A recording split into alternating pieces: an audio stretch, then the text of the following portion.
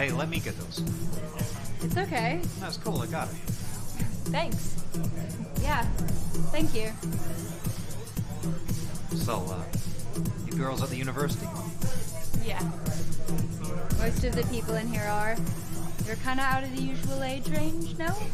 Yeah, well, yeah, I'm not a student. Don't say. I did go to university. In Washington, late 60s. Washington? What are you doing out here? Traveling. So, you girls in a sorority? Yeah? Which one? Why do you want to know? Just making conversation. We're in Chi Omega. Nice. Listen, we were just heading home. We were? It was nice to meet you. You girls want to stick around? I'm buying. No, that's fine. Thanks again.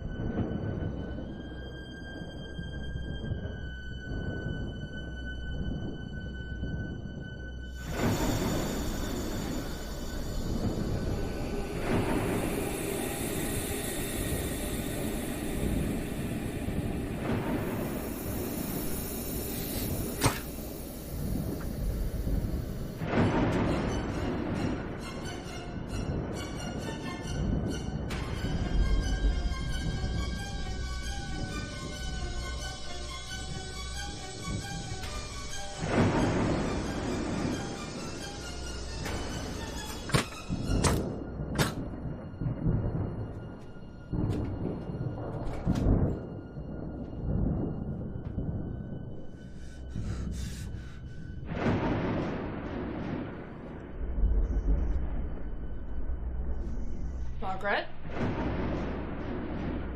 Lisa?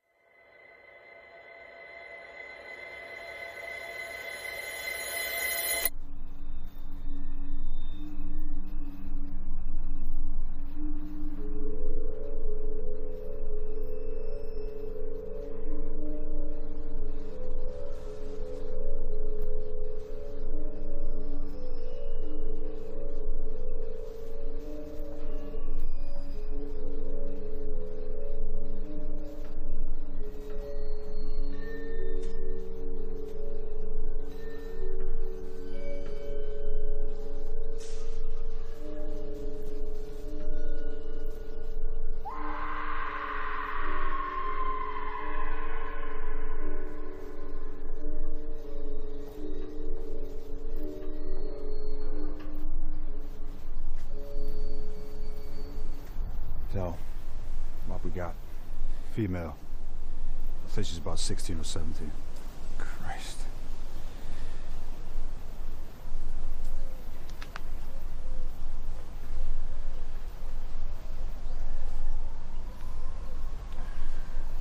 Look at your marks around the throat. No defensive wounds on the hands. Maybe she was taken by surprise.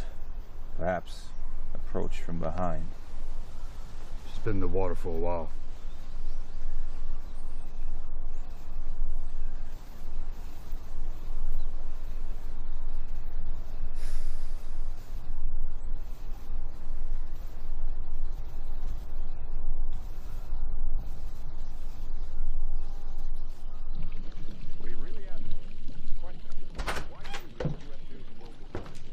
Hey. Hey, honey.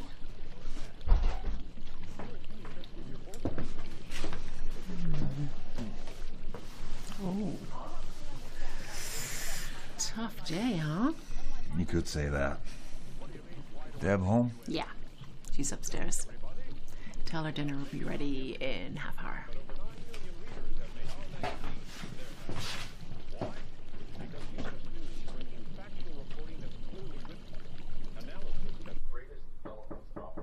Yeah? Hey, Dad. Hey, how's school today? You know, the usual. A main course of government propaganda with a side of condescension. You don't say things like that to your teachers, do you? No. I toe the line like a good girl. Thank you.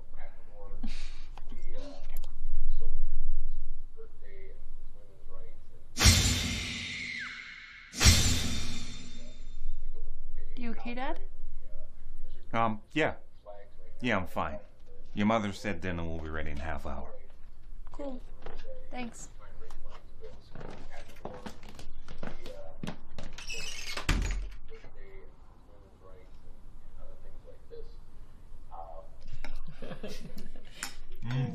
What's that? Shogo. What? Did you make this from the box again? How do you know? Because it's really good. And it's better Very than your cheeky. other Don't one. be so cheesy. Better than my other one? No. So, what's happened today? Well, you've got a funny story about Mrs. Appleby, don't you? I think she stole the other neighbor's baby.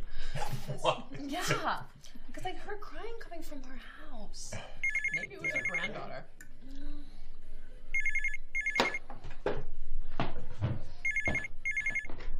Hello?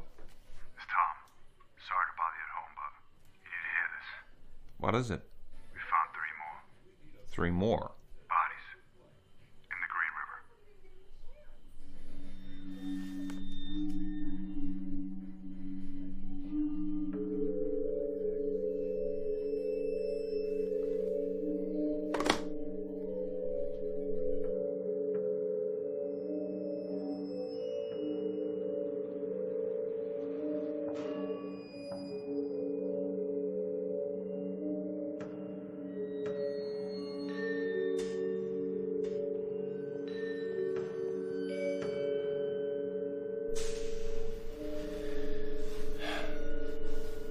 The ligature marks to the neck are consistent with an approach from behind.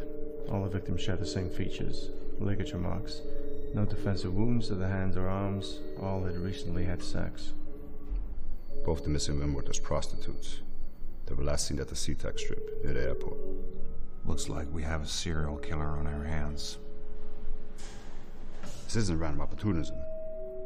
If all the victims share the same profession, the killer's cruising prostitutes. These women came with him willingly. He may well be a regular down on the strip. Considering the lack of defensive marks and recent sexual activity, the women could have been killed post-coitus or even mid-coitus. Clear signs of sexual motivation. We got calls in the press. This is going to be big news. You want to handle the briefing? Sure. Have you put any surveillance on the SeaTac strip? No. Not at this stage. How many officers have you put onto the task force? That number I cannot tell you right now. We'll get back to you on that. How much is this going to cost the taxpayer? I can't answer that. Next. Is there any truth to the rumor that the police are not taking this seriously because it involves prostitutes? No, there is no truth in that. Anyone else? Well, do you have any suspects?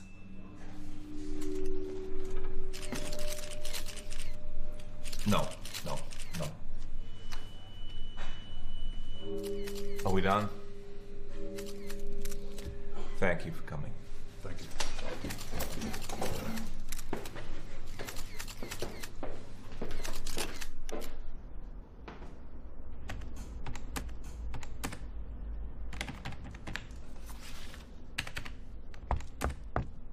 Yeah. Detective Richards? Yes. I'm Bob Keller. I work with the FBI Behavioral Science Unit. Come in.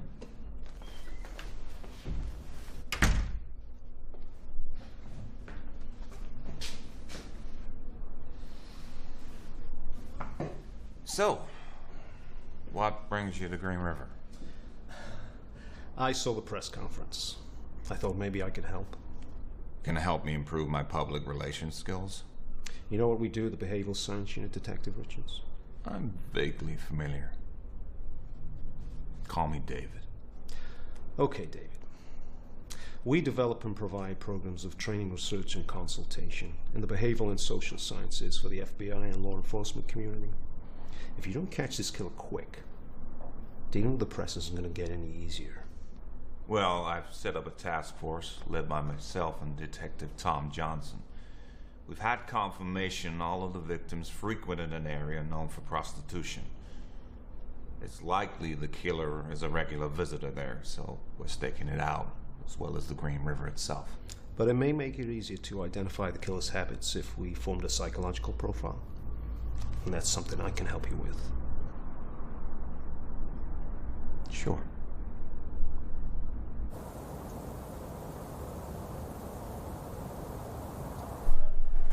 Have you ever had any direct experience with a serial killer, beyond just consulting on the case files? I have.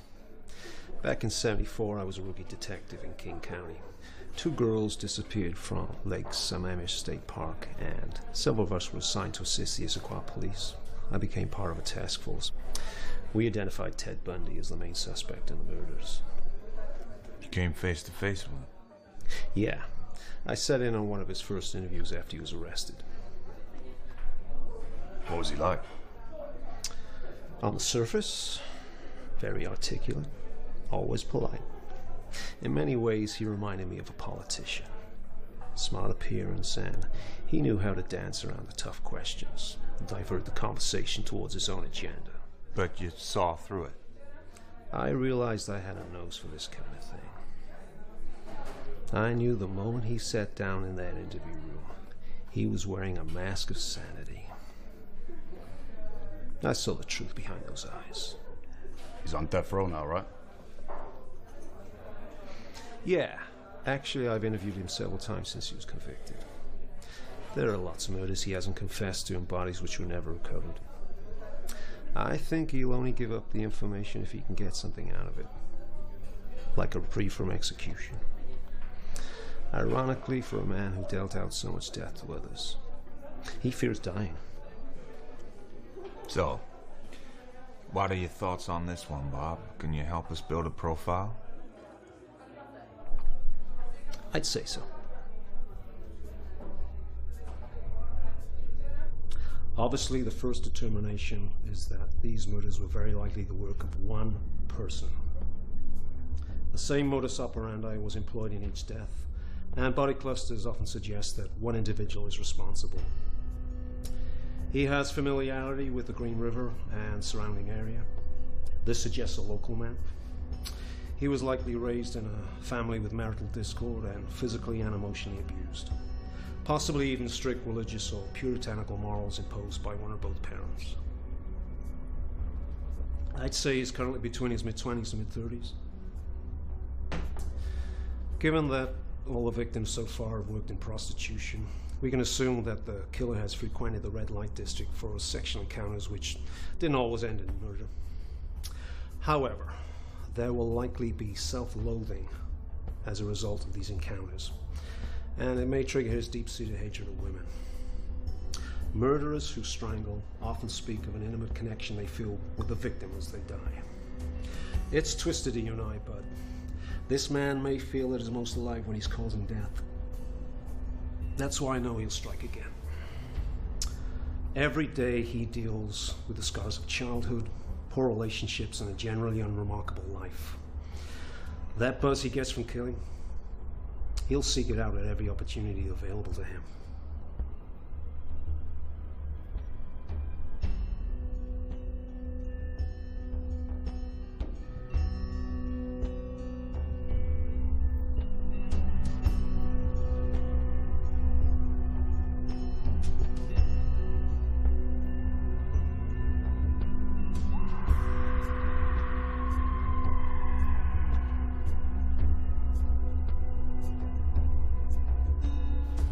Strangulation, same as the others. How old is she? I'd say she's in her 30s. They've all varied in age. It's clear that isn't a factor when selecting victims. I bet this one works the strip too. She's been posed very deliberately. There's fish in a wine bottle entwined with the body. They weren't placed by accident. He didn't do that with any of the other victims. Could be some kind of religious motive? That ties in with the strict religious parents you mentioned in the briefing, Bob. Could be. Could also be gameplay. How'd you mean? He watches the news like everybody else. He could be sending us a message or having a personal joke at our expense. She was stripped naked like the others, but they found her dress just a few yards down the riverbank. We bagged it and took it in. No sign of any other items so far. Is he getting sloppy? Maybe. Or like I said, he's taunting us. Catch me if you can, so to speak.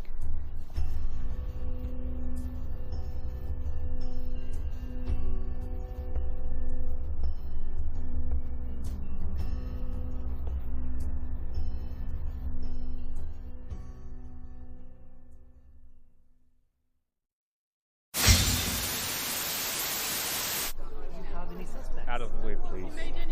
No comment. Nothing to say at this stage. How many more are gonna die? Out of the way, please. Excuse me. Excuse me. In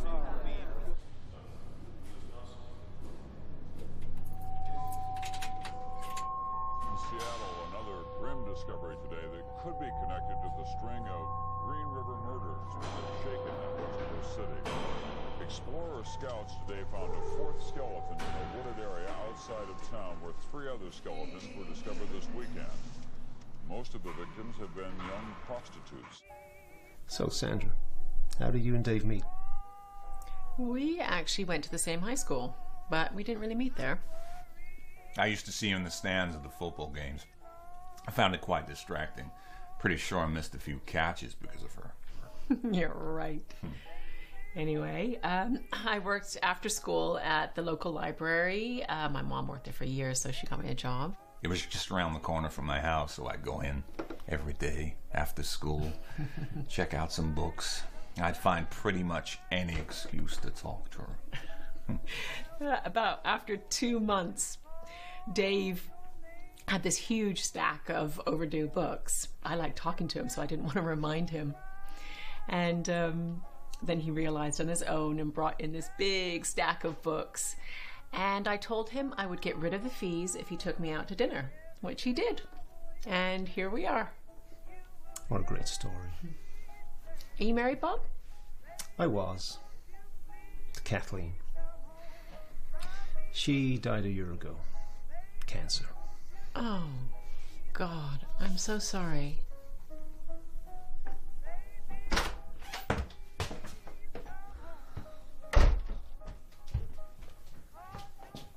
Hey, Deb. What was that about? I don't know. Do you want me to go talk to her? No. No. I'll go. Excuse me.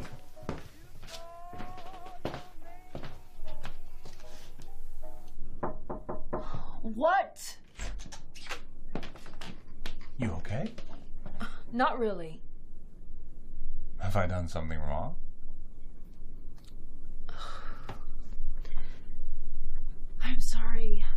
It's just, I was at a party earlier.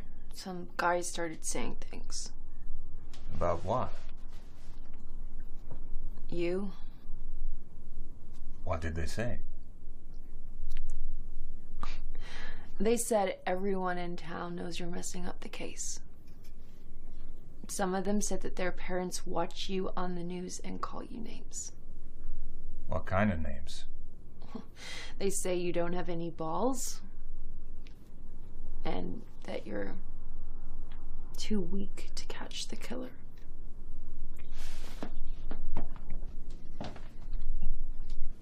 I'm sorry you had to hear that. I know it's not your fault. I'm sorry for getting mad. It's just... You have every right to be annoyed. It's my job. You didn't ask for this. It's not just your job, though, is it, Dad? What do you mean? It's your life. You and your mother are my life. But we have to share you with all of the criminals in this little part of the world. They get more of your time than we do. I'm sorry, Deb. I'll try to make more time for us. Okay. Okay.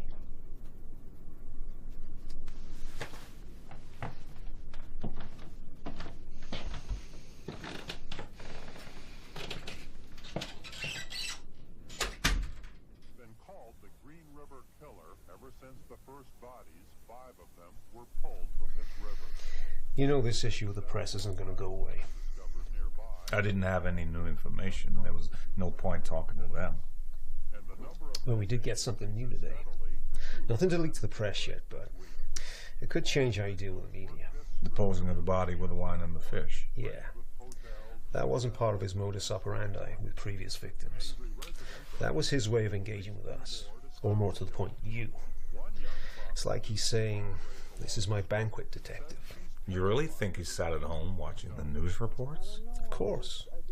Narcissism is one of the symptoms of psychopathy. That's the dichotomy. Damaged self-esteem on the one hand, but also a grandiose sense of self-importance on the other. In the killer's head, this murder spree may be the ultimate game. Now you're his main opponent. Sun Tzu, the Chinese general who wrote The Art of War, he said, if you're far from your enemy, make him believe you're near. Just something to keep in mind.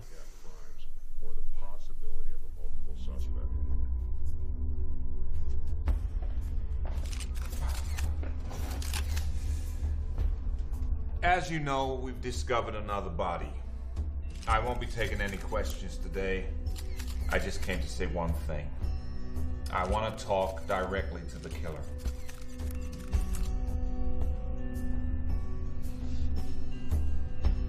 I know you're out there watching this. I don't need profilers and psychiatrists to tell me you're a sick son of a bitch. You're not even a man. I doubt you have the equipment for it. You're a demented pervert who doesn't deserve to breathe the same air as the people you have so callously murdered. You are gutless, pathetic, and when your luck runs out, and make no mistake, it will, I'll be right there to take you down, you godbag, you piece of shit. That's a promise from me to you. Thank you. Hey, Slugger. How was school today? Good.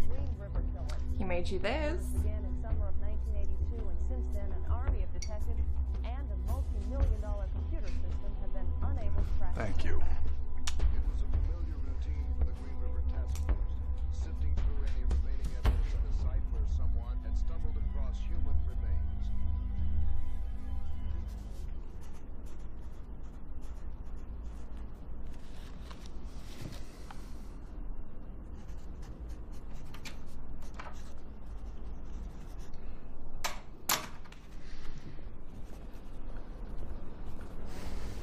Your office forwarded this. You haven't been demoted to mailman already, have you, Tom? If we don't catch this prick soon, maybe I will be.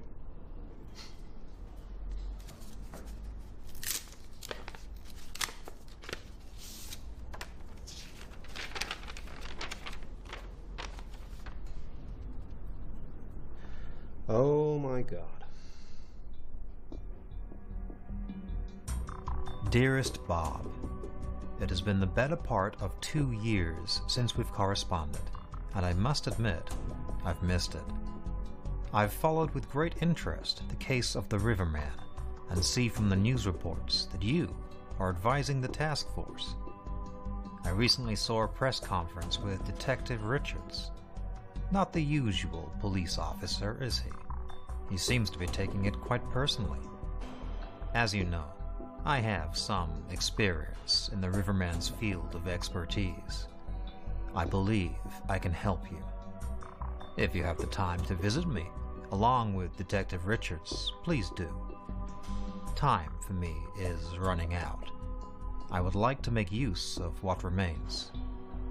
Kind regards, your old friend, Theodore Bundy.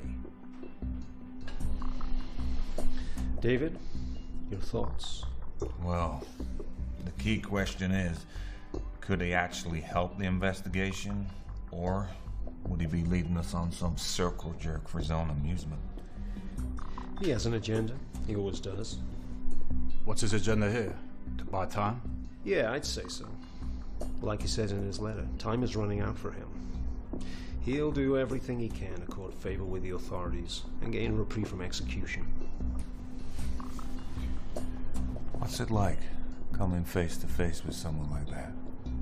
Maybe you need to find out for yourself. At some point you're going to be face to face with the Green River Killer.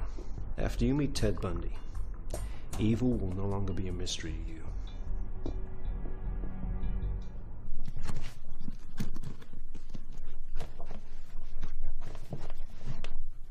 What? 2 days talking to a madman in Florida? Don't you have enough to deal with right now? It might be a complete waste of time. Or it could help with the investigation. Who knows? But we have no suspects yet. I have to try everything I can. I just worry about you, that's all. It'll be fine. Come here.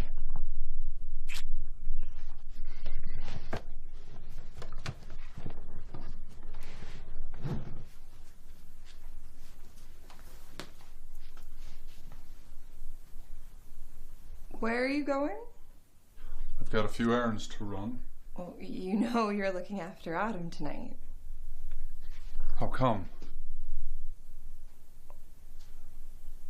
I've got a dinner with Amy and the girls. It's her birthday. I told you about this weeks ago. What's the matter? What's the matter? I've got something important to do. It's been playing on my mind all week. I need to take care of it tonight. Oh, come on, Gary. I had my plans first. If you have to leave the house, can't you take Adam with you?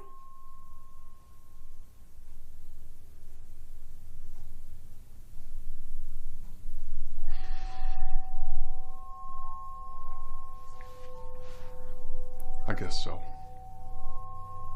Thank you. I'll be home around 11. All right.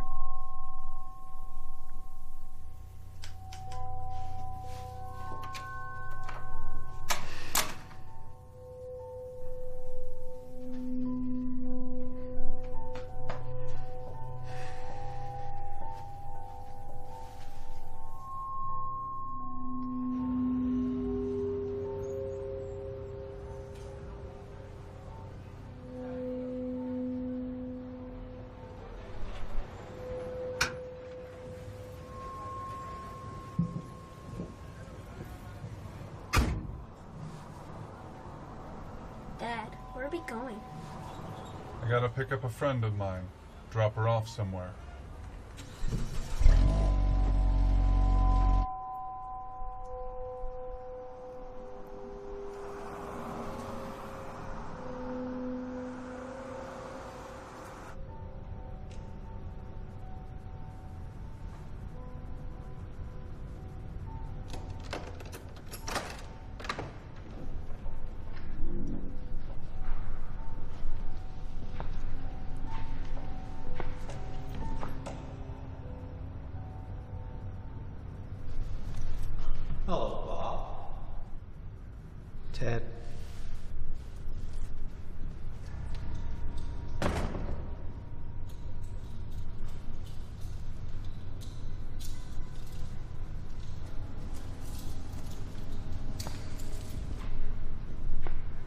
Long time no see. It's been a while. And this must be the famous Detective Richards.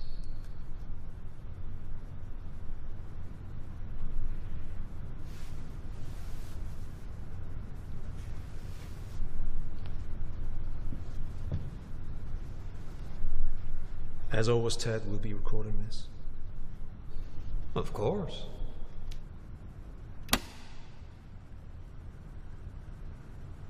It's the 2nd of September, approximately 9:30 p.m. at Florida State Prison.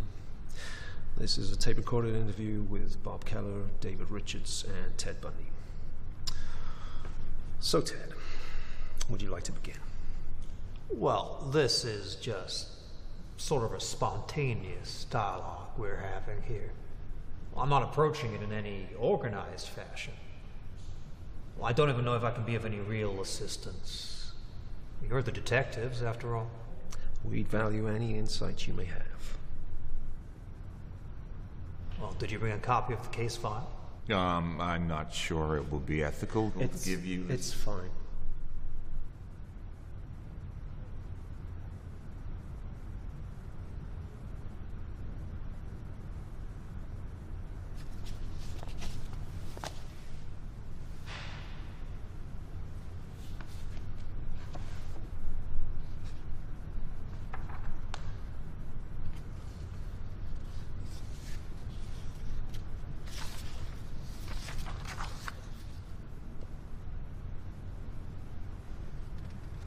The riverman enjoys easy prey.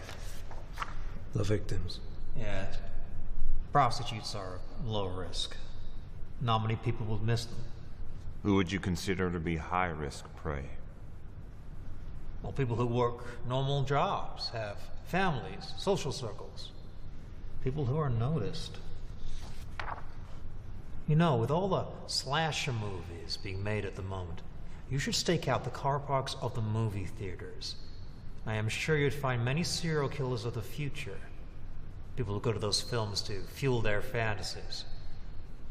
When I was a kid, I just had the detective magazines. I don't think staking out thousands of movie theaters is practical, given the limited numbers of police we can assign to the case. Perhaps not. But you could stake out his old dump sites. You mean where he left the bodies? Yes. He'll return to them. He's going back to check out the scene and see the condition of the body after it's been there for a while for, well, whatever kick he might get out of that. Necrophilia? Look, what he's doing is not normal, so you can't apply normal standards to it. He might just drive by, see if the scene is being disturbed, if the body has been discovered. Well, if it hasn't, he might want to take it all in again.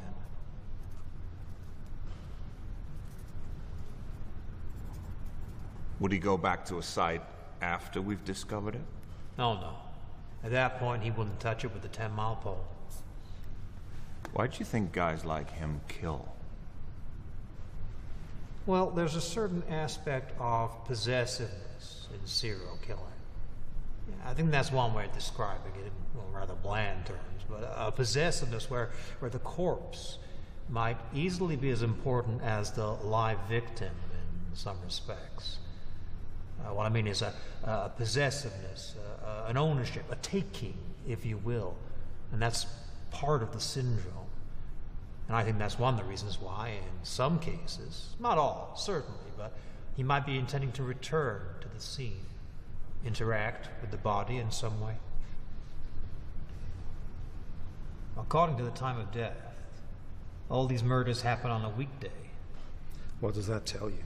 Well, he obviously prefers to trawl on a weekday. He might have other commitments at the weekend. You know, people he's close to, perhaps. You think he has family? Well, possibly. What do you mean by troll? Well, it's what he does. Watching. Waiting. Selecting. He knows his hunting ground. Hey, Julie. Hey. This is my son. You remember I showed you a picture of him before? Sure, yeah. So, what's the deal here? You want the kid to what? Because I'm into that. No, I didn't plan on bringing him along, but his mother had to go out. I figured we'd go to the woods, and he could wait in the car. I'll be quick. So I remember. Get in. He targets his prey. He plans what he wants to do in his mind, down to the smallest detail. By the time he closes in, it's almost like it's already happened.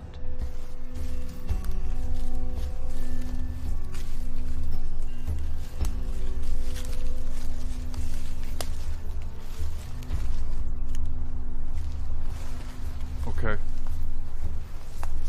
This is far enough. You got the money?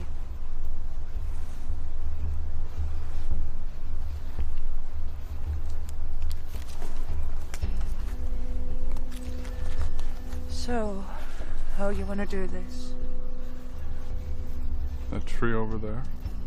Bend over it.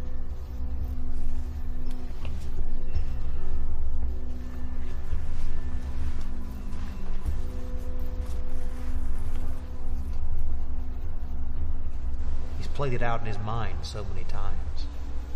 But when the time is right and he swoops on his chosen one, well, then it's like the spider and the fly.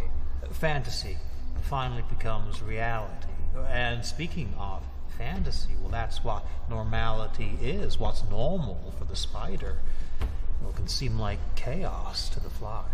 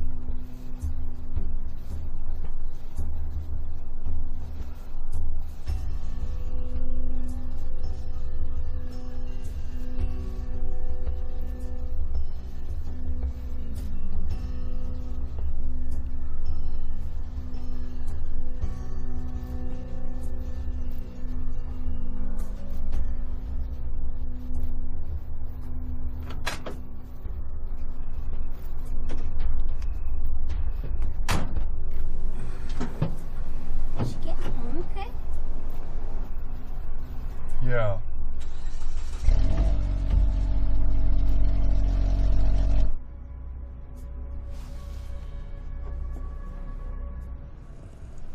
Can you go there, detective?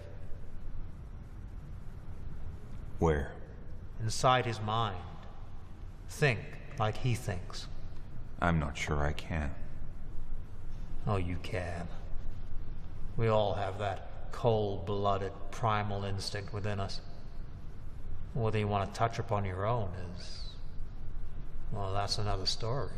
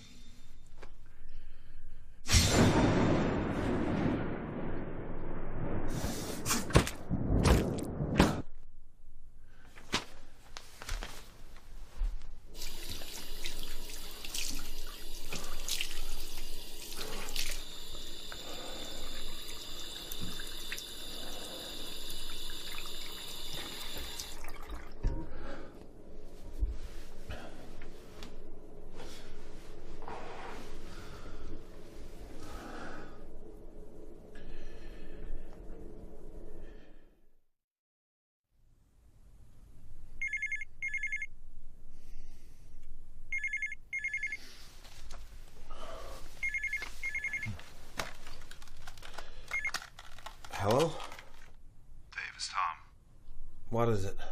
We found another body. Shit. I thought we had that guy staking out the Green River. We didn't find it there.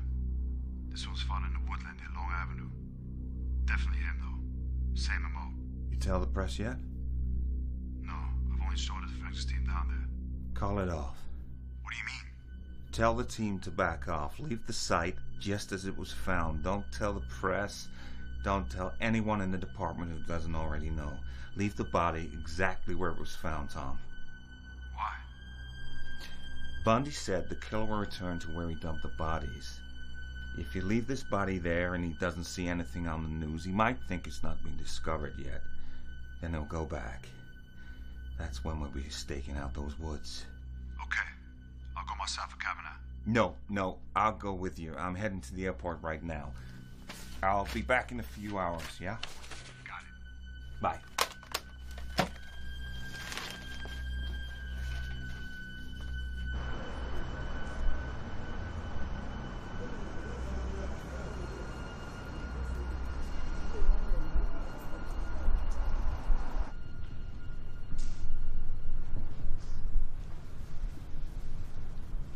Flying solo today, Bob? Detective Richards had to travel back to the Green River. Have they found another body?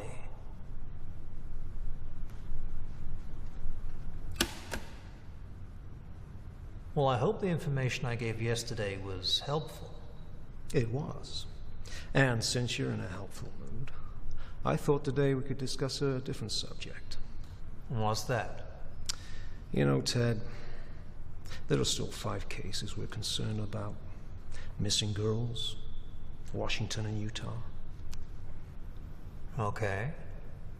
Well, maybe we can talk about that. I guess it depends. On what? Did you speak to the Attorney General? I spoke to him last night. I told him you'd been receptive to our question. But truth be told, Ted, he knows there are a lot of families out there that need closure. But before we get down to that, has the Attorney General discussed in firm terms what the outcome of these conversations could be for me? He said any information you can provide which can give the families closure will be given the greatest consideration when discussions take place about the implementation of the death penalty. Okay. Good. Well, I'm sure you know, Bob, it all began in Washington State. That's where I was living, where I grew up as a kid and a young man, where those kinds of impulses which ultimately led to the violent behavior were born. Yeah. This is where I'm a little, the presence of the officer down here, well, it's a little unnerving. Some of this stuff I don't mind talking about because, well, he wouldn't know it from Adam, but, well, I can write it down or whisper it to you, whatever. Okay.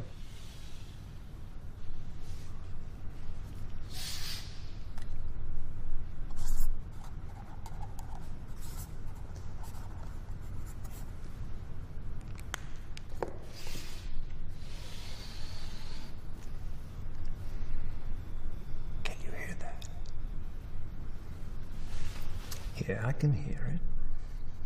I just wrote down the name, Joanne Dawkins. So,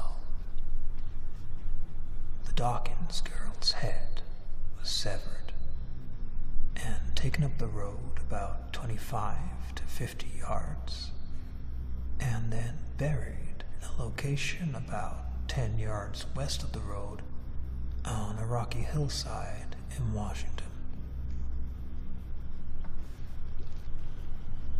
Did you hear that? Yeah. Lord knows what the little creatures up there did to it. What those animals would have done. Well, I can draw you a map to where you can find it if you like. Thank you. That will be helpful. But first, how did you encounter her? Oh, I was making my way up an alleyway with my briefcase, using crutches. And a young woman was walking down. I saw her walk around the north end of the block and into the alleyway. She stopped for a moment and then kept on walking down toward me. About halfway, I encountered her and asked if she'd help carry my briefcase, which she did. And we went back up the alleyway. Across the street, we turned right on the sidewalk outside the old fraternity house there. We rounded the corner on the left and headed north on 47. About halfway up the block, there used to be this old parking lot, which they'd made out of the burned out buildings there. So what happened when you rounded the corner? Oh, we went into the parking lot. When we reached my car, I knocked her unconscious with the crowbar. Where do you have that stashed? Hidden behind the rear wheel of the car. Did she see it? No. There were some handcuffs, along with the crowbar. I handcuffed her, put her in the passenger side of the car, and drove away.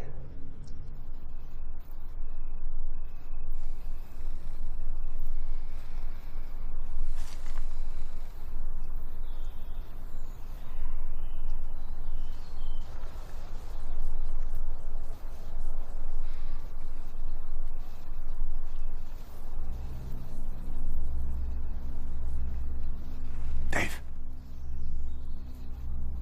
Over there.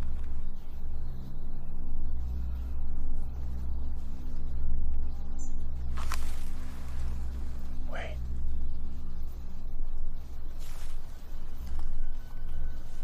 Wait.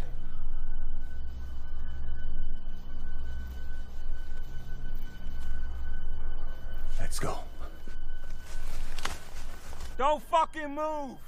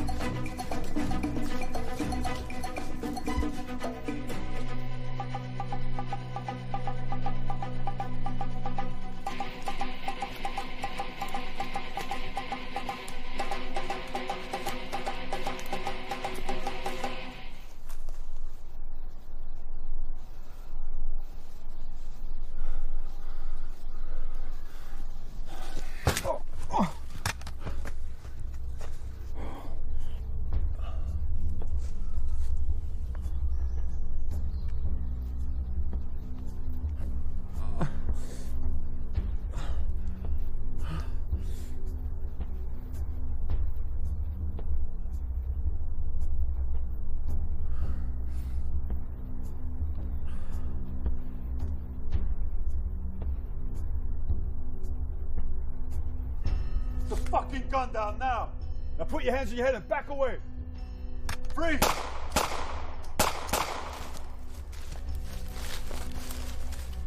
Society wants to believe it can identify bad or harmful individuals. But it's not practical. Well, the truth is, people who indulge in this sort of thing, well, they look just like everyone else. Their subconscious might be a raging inferno, but you'd never tell. They blend in so well. This is what it comes down to, Bob. We serial killers. We're your sons, your husbands. We're everywhere. And there will be more of your children dead tomorrow.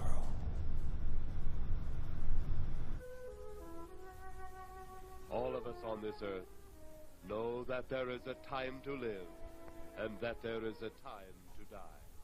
Yet death is always a shock to those left behind. It is even more of a shock. Jesus, Dad. You scared me. I didn't realize anyone else was up. Sorry. Struggling to sleep? Yeah. I have a big test at school tomorrow, and No matter how hard I hit the books, I don't feel prepared. You'll do great. You always do. Yet also the sundown of the old man's clouded his very reason. Hey, take a seat. Watch some TV.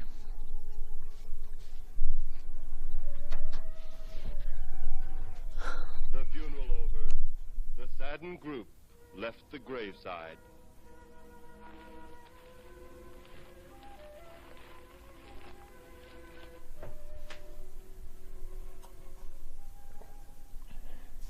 Deb, you know I love you, don't you? Sure, Dad. I know. I love you too. I'm very proud of you. You know that, right? You got some whiskey in that cup. No, it's just tea. Then what's with all the declarations? The home they had so long shared together. I just want you to know how much you mean to me, that's all. Memory of her joyous living. You're sweet, Dad.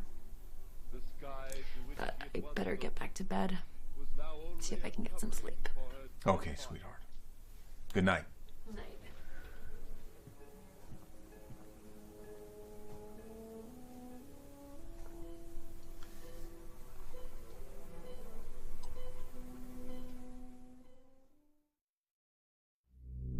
Where were you on June 17th? I had to take my truck to the shop. Have you ever cruised the SeaTac Strip? I'm not familiar with that place. His name is Gary Ridgway. He was picked up for attempting to solicit an undercover police officer posing as a prostitute in May. Tom got a hunch and ran his record. He was accused of choking a prostitute in 1980 near the SeaTac Strip. At the time, he pleaded self-defense after claiming the woman bit him, and he got released. One of our officers stopped and questioned Ridgway last year while he was in his truck with a prostitute. They also approached this guy in connection with the kidnapping of Marie Olson.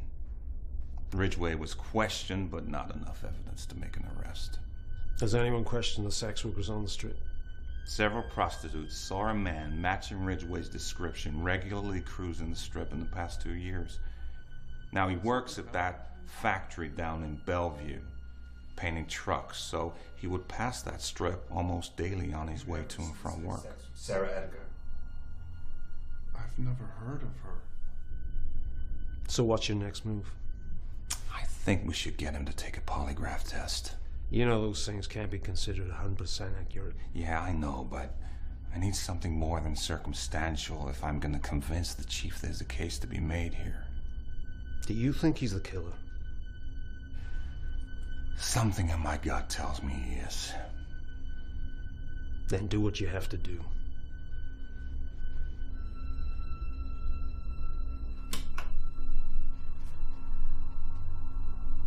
Is your name Gary Leon Ridgway? Yes. Have you ever cruised the SeaTac Strip? No. Have you ever hired a prostitute? No.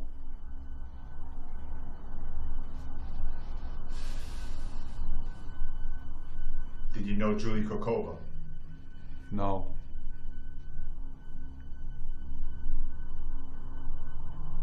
Did you kill her? No.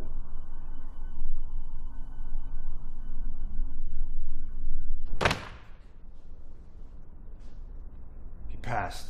He fucking passed. Ridgway. Yeah. You know we got nothing on this guy now. The executed search warrant on his home turned up nothing. The forensics team test this guy? They took everything from him. Saliva, piss, the whole shebang. There's nothing conclusive to the link of any of the crime scenes. Shit. We gotta let him go.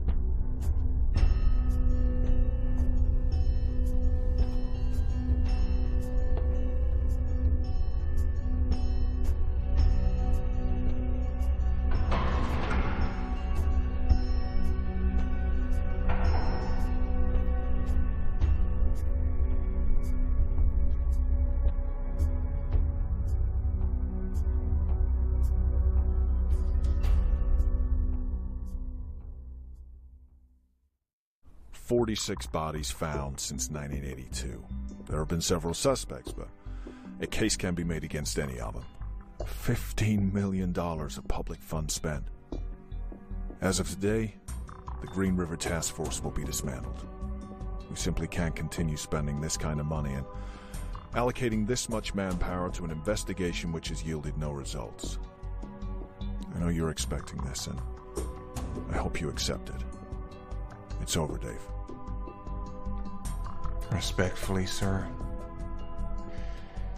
it'll never be over.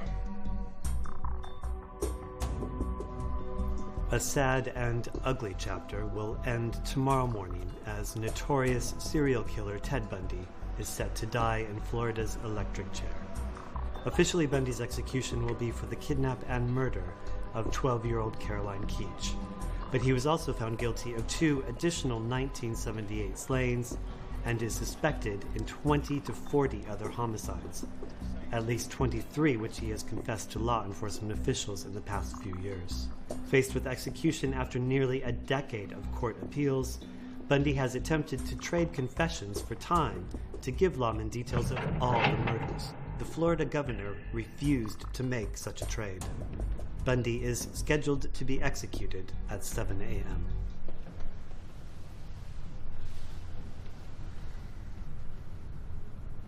Bob? Ted? You know, I could still provide information. I've remembered things that might help the families. I know you're hoping for a phone call, but I don't think it'll come. Many feel justice is being served tomorrow. What about you, Bob? Do you think justice is being served? I'm not here to pass judgment, Ted. Well, then why are you here? I'm interested in your thoughts on something. What's that? Why'd you go down this road? Well, everyone asks that. Yeah, but you never really answered it before, have you? What's the point? Help people understand, perhaps. Maybe I can give you a little insight, too. Maybe the truth is, I don't have an answer to your question. Whenever I'm interviewed, people always ask if I feel guilt for what I've done. Guilt. It's an illusion. A mechanism of social control. It's very unhealthy. It does terrible things to the body. What about when you were young, Ted? What was your emotional state of mind? Confusion. I could never understand what made people want to be friends, or what made people attracted to one another, or what underlays social interactions. I'd watch people and see them feel, but I don't know. I could never be like them. Do you remember the first time you felt the urges? I certainly fantasized. Well, as a young boy of 12 or 13, I'd encountered softcore pornography. Outside the home, local drug or grocery stores. Young boys, they explore the sideways and byways of their neighborhood. And in our neighborhood, people would dump their garbage, and from time to time, we'd come across books of a more graphic nature, detective magazines, and so on. Well, I want to emphasize this. The most damaging kind of pornography, I'm talking from real personal experience here, is the kind which involves violence and sexual violence. The wedding of those two forces, as I know only too well, well, it brings about behavior that is too terrible to describe. When did fantasy become reality? Well, as a teen, I was dealing with very strong inhibitions against violent and criminal behavior that had been conditioned and bred into me by my environment, the neighborhood, schools, church. It's a very difficult thing to describe. The sensation of reaching a point where I knew I couldn't control it anymore.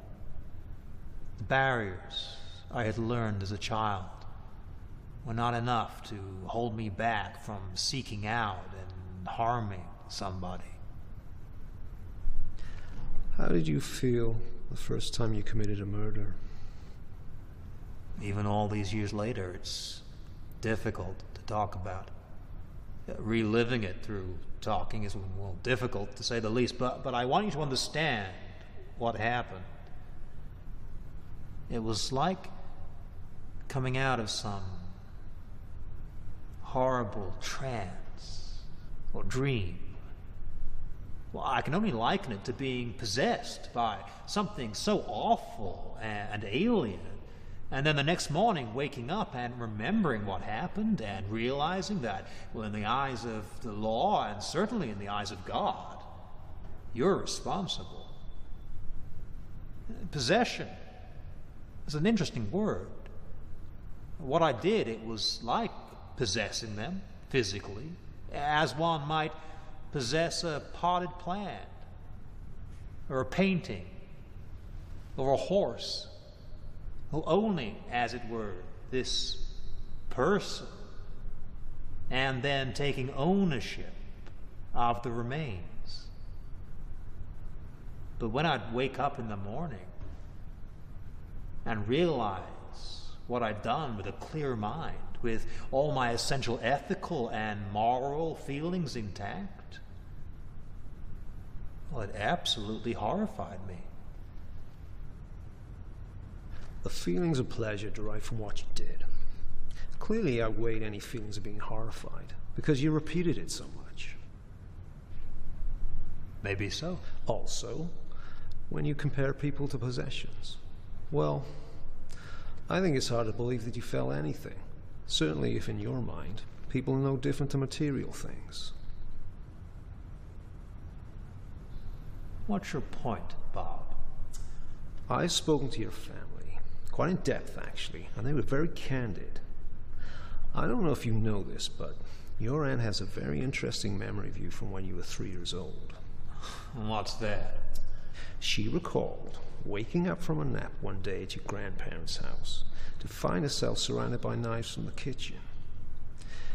You were stood by your aunt's bed, smiling.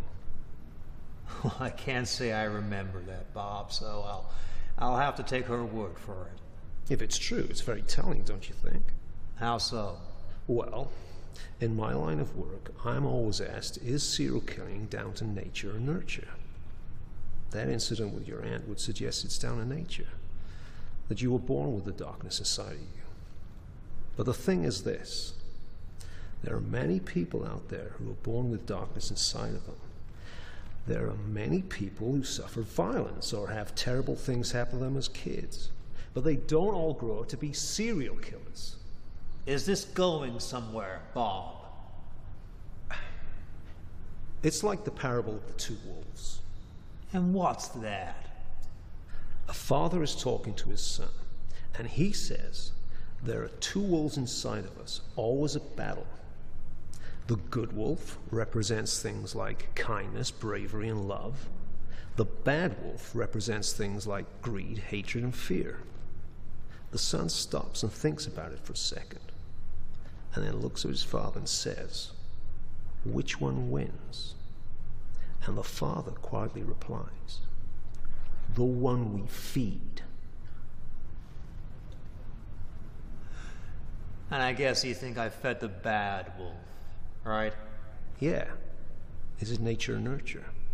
A little of both for sure, but the bottom line is this. We all have a choice about the person we become.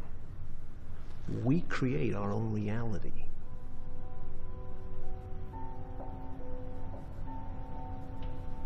Ted Bundy, the notorious serial killer, died today in the electric chair after a night of weeping and praying.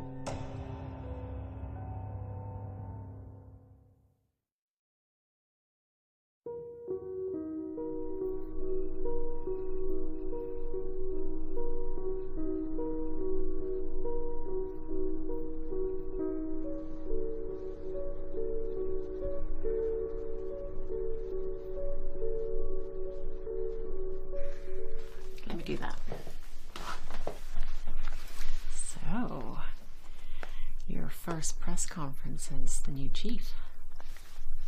You nervous? Almost 20 years of dealing with the press. You get used to it. I'm proud of you. You deserve this. You've worked hard for it. I couldn't have done it without you. Behind every great man is a great woman. I know it's a cliche, but it's true. We're a team. This isn't just my achievement, it's ours. Can I confess something? Yeah. I'm relieved. You are? Mm-hmm. A desk job gets you off the streets, which means I'm going to sleep better at night knowing you'll be safe.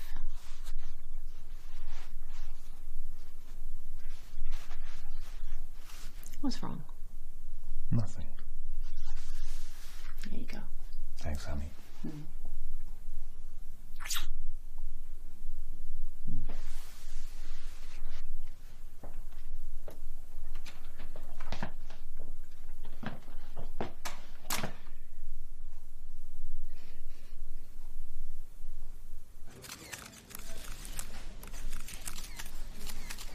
You've faced much criticism over the years for your failure to apprehend the Green River Killer.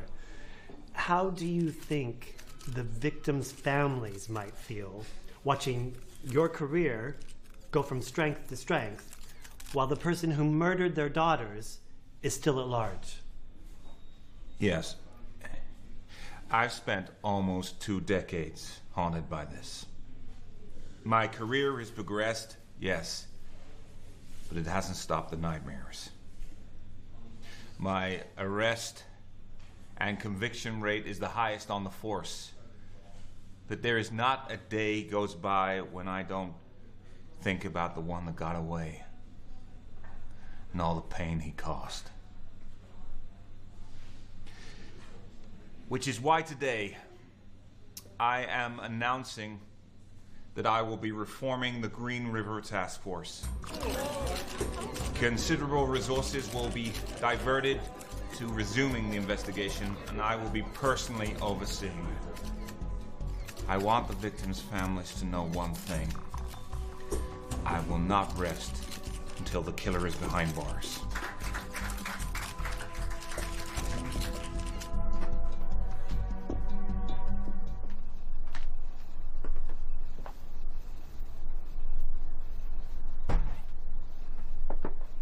Saw the conference on TV? I did. I know you wanted me to play it safe and stay behind a desk, but I just can't let this one go. You gave years to this. I saw what it did to you. I'm worried. I just gotta get back out there and nail that son of a bitch. And you think if you find him, you're gonna not be haunted anymore? I don't know. But this isn't just about me. You gave your life to public service. You don't owe anyone anything. If we'd have lost Deb, you'd want justice, wouldn't you? Yes, of course. But you being a martyr doesn't do anyone any favors. When the case was active, you were here physically, but your mind was miles away. Is it a good thing for you to fight for other people's families when your own has to suffer for it? You know I love you. But this is how I was made. This is what you married. Well, if you've made up your mind, I guess there's nothing else for me to say. Will you support me? I can't do this without you. I'll always be by your side. You know that. And I hope when you find this guy, you get the inner peace that you're seeking.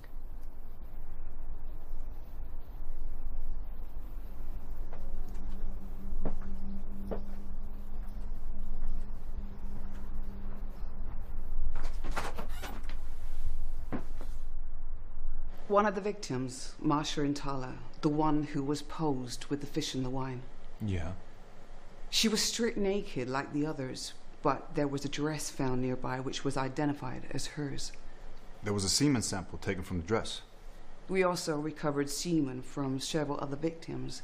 I know we established many years back that the samples were all from the same man. We just did not have the technology for a more detailed DNA profile. So, what can we do now?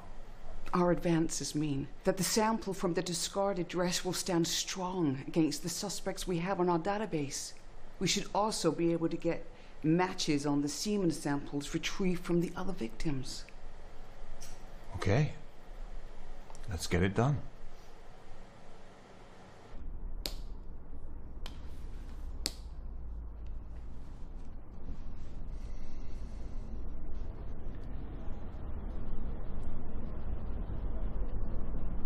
These are the results. The same gal's DNA matches every sample recovered from the victims. I don't even need to open this. It's Gary Ridgway, isn't it?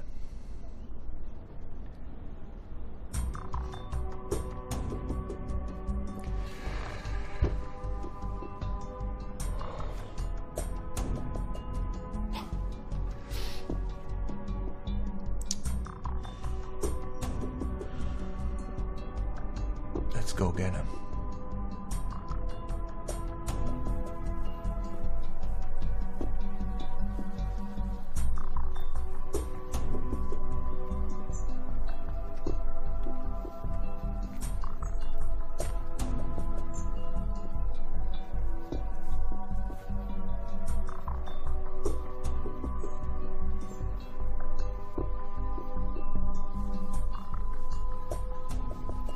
Put your hands in the air.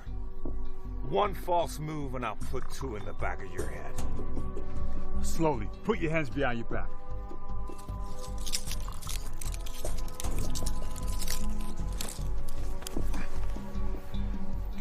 Gotcha, asshole.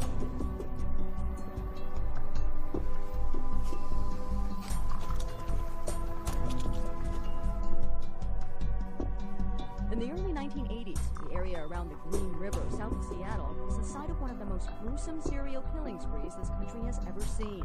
At least 49 women, police say, mostly prostitutes and runaways, disappeared or were found murdered along this stretch of water. Gary Leon Ridgway, now in custody, was a prime suspect back then, but police didn't have enough evidence to make a solid case. Now, new technology, police say, has linked Ridgway's DNA with DNA found on 3 of the Green River victims, while other evidence, police say, ties him to a 4th. A team of scientists spent more than 800 hours on the lab work.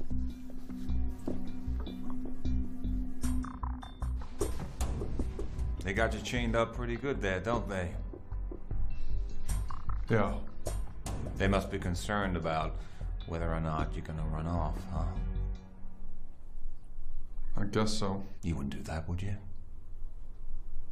Not this time.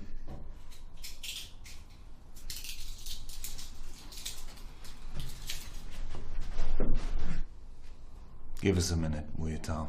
Sure.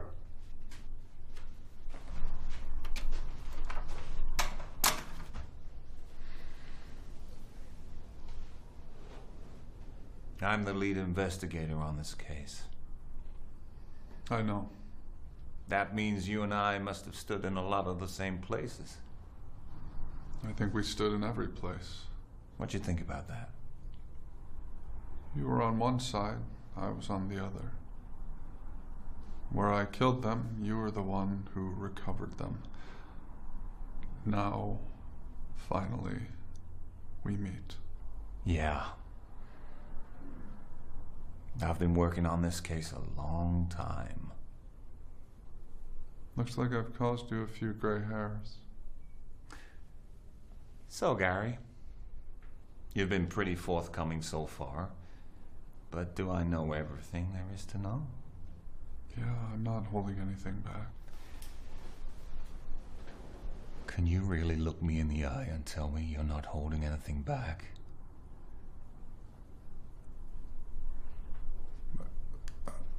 I haven't been, you know... Wait a minute. Your eyes are going back and forth. I'm not lying to you. Yes, you are. The thing is, Gary, you and I can be enemies, or we can be buddies. That's your choice. If you're gonna keep lying to me, then we'll be enemies. So, what you gonna do? I don't know what you want. The bodies. There are more, aren't there?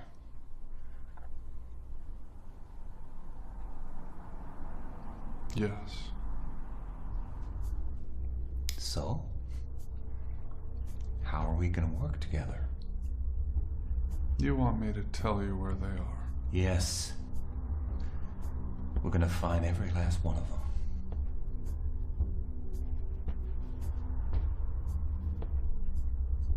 All right. My memory is hazy, but I'll try. Yes, you will.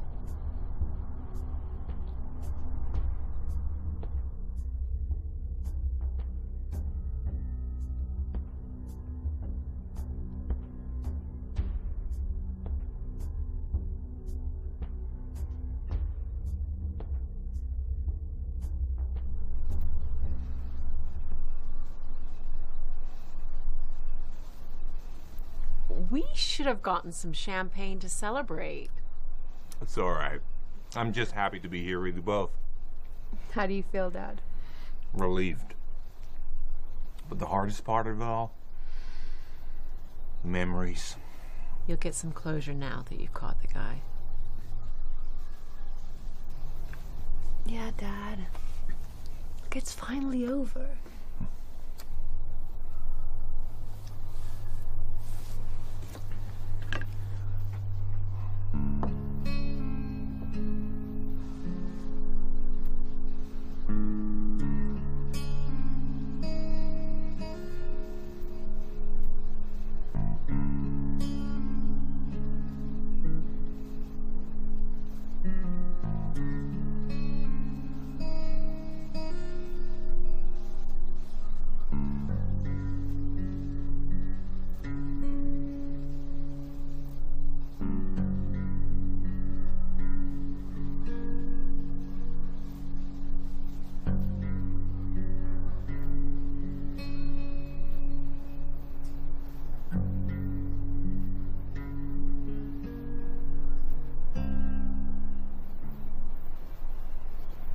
Bob, what you doing here? Thought I'd pay you a visit, given the recent headlines. I stopped by the house. Sandra said you might be here. It's good to see you. Been a while, huh? Yeah, it has. I think congratulations are in order. Oh, it was a team game. You were part of that team. You should give yourself a pat on the back. I think we can all be thankful for the advances in DNA. True. So, what now? Time to move on. Ridgeway's behind bars. The healing can begin. You know, there's one thing I keep asking myself. How do we stop this thing from happening again? There are a multitude of things we could do to make a difference. Greater education from a psychology standpoint. Spotting the warning signs of psychopathy early on. From a law enforcement standpoint. We have advances in DNA and a better network of communication between the agencies. But maybe I'm getting soft in my old age. I just can't help thinking about it from a philosophical standpoint. I'm intrigued. Well, those of us who are positive in our intentions spread enough love and light, maybe there won't be so much darkness for evil to maneuver in. I never had you down as an idealist, Bob. I never used to be. But the times, they are a-changing. You know what?